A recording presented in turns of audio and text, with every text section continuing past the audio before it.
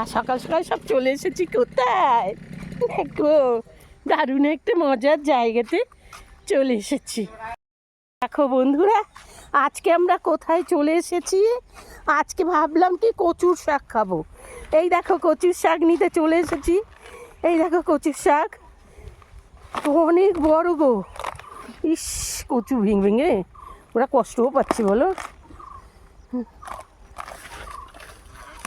দেখেছো কত কচুর শাক, ওটা ফেলে দিচ্ছে যে। এইটা নেবো, মোটাটা দুটো নেবো। তোদের ফেলে পচে যাবে ওটা। ফেলো না ফেলো না, পচে যাবে। তুমি গোড়াগুলো ফেলো, শাকটা খাবো। গোড়া থেকে আবার গাছ হবে। অন্যদিন নেবো, অন্যদিনে ওই ডাটাগুলো সব পচে যাবে। জলে থাকবে ঠিক আছে। গোড়া অনেকটা বাদ দিয়ে দিচ্ছি দেখো। হ্যাঁ, ওই গোড়াগুলো থাকলেও আবার হবে বলো, না হলে তো আমরা পাবো কোথায়। পচে যাবে। কোনো এক জায়গায় বসিয়ে বসিয়ে যেতে হবে যাতে আমরা আবার প্রয়োজন মতো এসে পেয়ে যাই।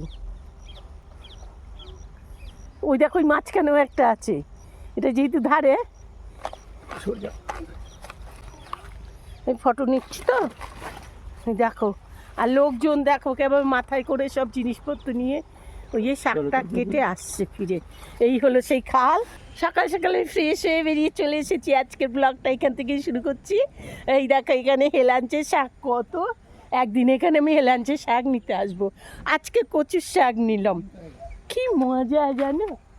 আমি কলকাতা ছেড়ে এখানে আসার পরে হেলাঞ্চের শাক খাওয়া হয়নি।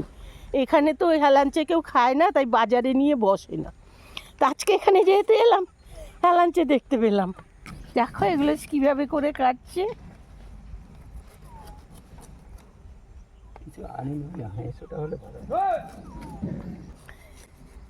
এই দেখো ওনাদের থেকে আমরা সে কাঁচিটা নিলাম। দেখো ওনাদের থেকে কাঁচিটা নিয়ে এবার ওনাদের থেকে এটা নিয়ে, এতটা না চিনলেও পারতে, কচুটা পচে যাবে, রেখে তাড়াহুড়োই খেতে হবে।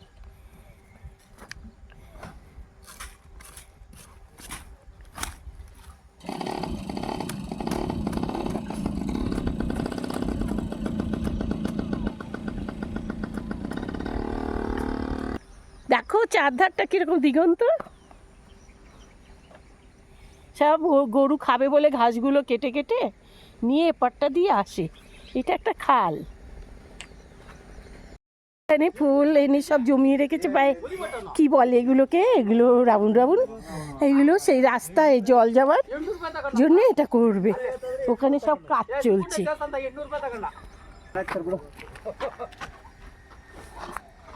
এই দেখো এরকম করে বাইকে বসিয়ে ঘাসগুলো নিয়ে যাবে, এরকম করে বাইকে বসে। দারুণ পরিবেশে আমি এসেছি এখন। এই দেখো এটা বট গাছ, এটাকে কাঁঠালি পান বট বলে না, সেটা নয়, এটা কাঁঠালি বট। অ্যাকচুয়ালি এটা কাঁঠালি বট। কত রয়েছে দেখো, তলাতে কিন্তু গাছ নেই। এই কাঁঠালি বটের গাছ খুব একটা হয় না। আর এটা পান বট রয়েছে। আর সকাল সকাল চলে এসেছি, ভাবলাম বন্ধুদের একটু আমাদের পরিবেশটা দেখিয়ে আসি। যদিও আমরা যেখানে থাকি সেখান থেকে এই পরিবেশটা অনেকটাই দূরে। ওই দেখো ডগিগুলো আমার না খুব ভালোবাসে জানো তো। ডগি ডগি, ওই রুমটা কোথায় আলোর জন্য কি আছে, আছে দেখতে খুব ভালো লাগে। দূর অনেক দেখা যায়। এটা যেন কি গাছ জানো, এখানে অনেক ফুল ফুটেছে ওই গাছটার মধ্যে। আর ছোট ছোট বেশ ফুলগুলো, কি গাছ আমি জানি না। তো যাই হোক, এখানে একটু চলে এলাম, একটা স্নিগ্ধ পরিবেশ। এখন এখানে 10টা বাজে, স্নিগ্ধ পরিবেশ, ছায়া আছে, পাশেই তো খাল। আর এখানে একটু জলের ঠান্ডা হাওয়াটাও পাওয়া যাচ্ছে।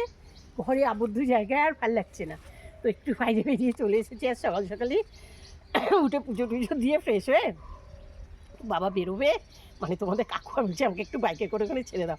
তো আমাকে এখানে ছেড়ে দিয়েছে। এবার হেলতে দুলতে কখন বাড়ি যাবো জানি না।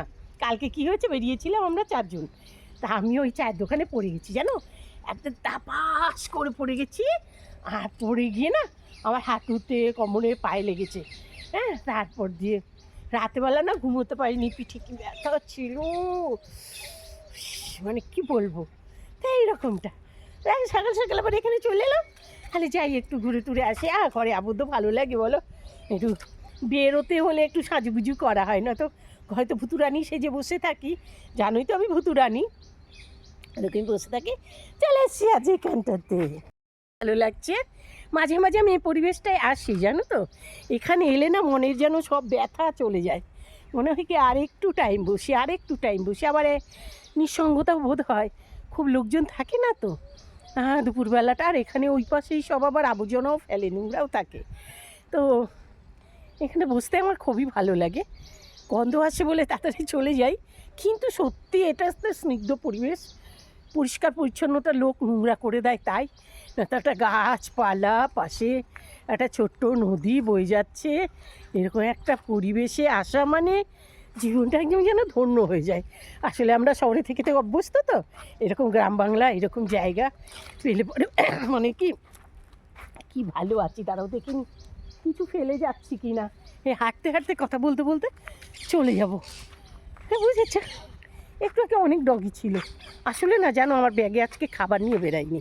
আমার ব্যাগে একটা বিস্কুটের প্যাকেট রাখা উচিত সবসময় বলে, আর রাখলে না গুঁড়ো গুঁড়ো হয়ে যায়। জানো সেদিন ব্যাগটা পরিষ্কার করতে আমার বিরক্ত লেগে গেছে, বিস্কুটটা পুরো গুঁড়ো হয়ে একদম ব্যাগের ফাঁকায় ফাঁকায় ঢুকে গিয়েছে। ওই জন্য তো এ পাশটা তো পরিবেশ বসবে, দেখো অন্যরকম হয়ে যাচ্ছে। এই পরিবেশ বসে গেলে আর সেটা সেই রকম ভালো লাগবে না। যেখানে লোকজন বসে গেছে সেই পরিবেশটাই একদম আর শান্তি পরিবেশ নেই। যেখানে লোকজন নেই, কম আছে আর কি, সেখানে পরিবেশটা বেশ মিষ্টি মধুর এখনও আছে, খুব ভালো লাগে সেই পরিবেশগুলো। অনেকটা দূর পর্যন্ত দেখছিলাম ওদের পরিবেশটা কেমন। ভালোই রোদ উঠেছে, আমি ক্যামেরা মোবাইল সব নিয়ে নিয়েছি তো, একবার দেখে নিই। না কিছু ফেলে যাচ্ছি না, চেক করে নিলাম। দেখো এটা কি গাছ জানি না, অনেক ছোট ছোট ফুল ফুটেছে। দেখো দেখো, তোমরা কি চেনো বন্ধুরা এই গাছটার নাম কি? আমার একদম জানা নেই, আমি এই প্রথম দেখেছি এই গাছটা। হয়তো গাছের পাতাটা আগেও দেখেছি, গন্ধটাও বুঝতে পারছি না। তো অসংখ্য ফুল ফুটেছে একদম পাতায় গোড়ায় গোড়ায়। এখন চলো বাড়ি ফিরছি। এই দেখো দারুণ পরিবেশে নিয়ে এসেছি, দেখো গাছপালাগুলো কি সুন্দর।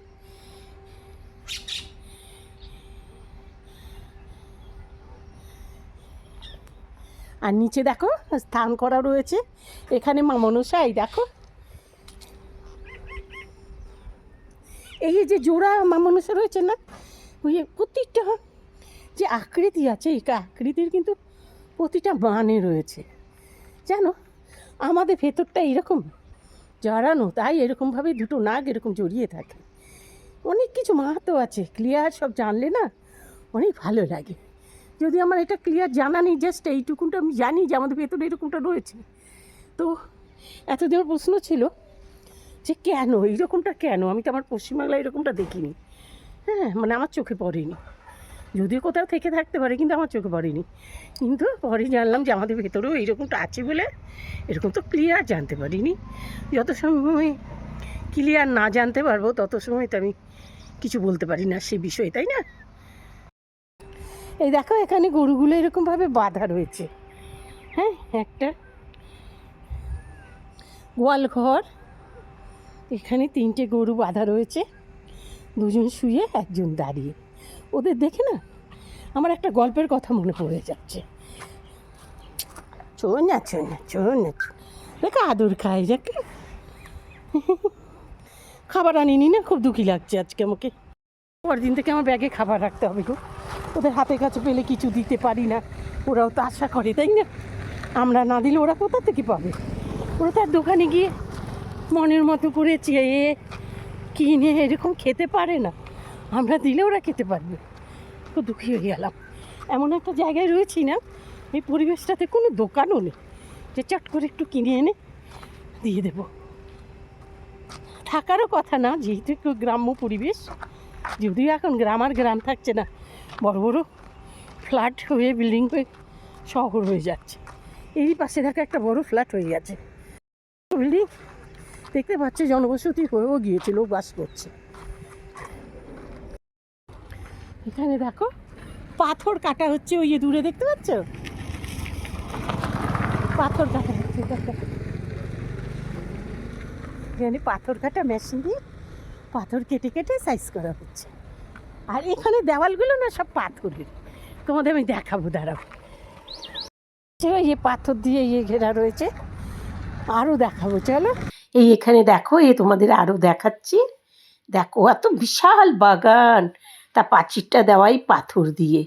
পাথরগুলোকে টুকরো টুকরো করে, মানে পাহাড় তো, পাহাড়ে বিশাল বিশাল পাথর, আর মেশিন দিয়ে পাথরগুলোকে এইভাবে কাটা হয়। কেটেই পাথর দিয়ে অল্প সময়ে এত বড় বড় প্রাচীর তৈরি হয়ে যায়। আমাদের যেমন ইট গেঁথে গেঁথে বেশ খানিকটা সময় লাগে, টাকাও বেশি খরচ হয়, কিন্তু এখানে একদিনেই দেখা এত বড় প্রাচীর হয়ে যায়। এগুলো সব পাথর কাটা, দেখলে। চলো চলে এলাম বাড়িতে, দেখলে দেওয়ালগুলো। আমার ছেলে গিয়ে প্যাপে করছে, গাড়িতে উঠে চলে এলাম। তা দেওয়ালটা দেখলে, হ্যাঁ, গাড়িতে চড়ে চড়ে দেখাতে হলো, হেঁটে আর দেখাতে পারলাম না, যদি আমার ক্ষমতা হচ্ছিল না শরীরে। তো যাই হোক, তো ওই রকম সব দেওয়ালগুলো আমাদের এখানে পাথর দিয়ে ঘেরা, প্রাচীরগুলো। আমাদের ফ্ল্যাটে চলে এসেছি।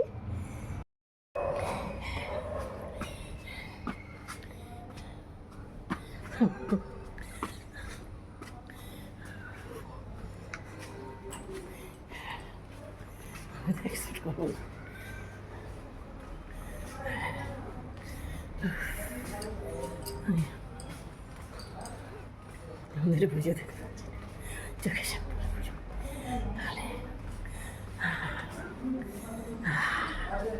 জানি না লিফট এবার কি জ্বালাবে। ওদের কাজে চলে এসেছে ঝাঁঝাটা দিতে, ডাস্টবিন ফেলতে ঝাঁঝাটা দিতে চলে এসেছে, হচ্ছে জায়গা।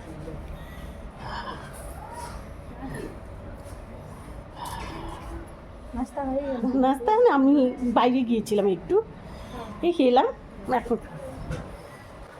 ও বাঙালি, বাংলায় কথা বলে। হ্যাঁ, পশ্চিমবাংলারই লোক, তবে অনেক ভেতর দিকে গ্রামের, মানে আরামবাগ এইরকম একটা জায়গাতে এসেছে এখানে। চলো বন্ধুরা, আজকের ব্লগটা এখানেই রাখছি, তোমাদের সাথে দেখা হবে আবার পরের ব্লগে। তত টাইম তোমরা ভালো থাকো, সুস্থ থাকো, সবাইকে নিয়ে সুন্দর থাকো।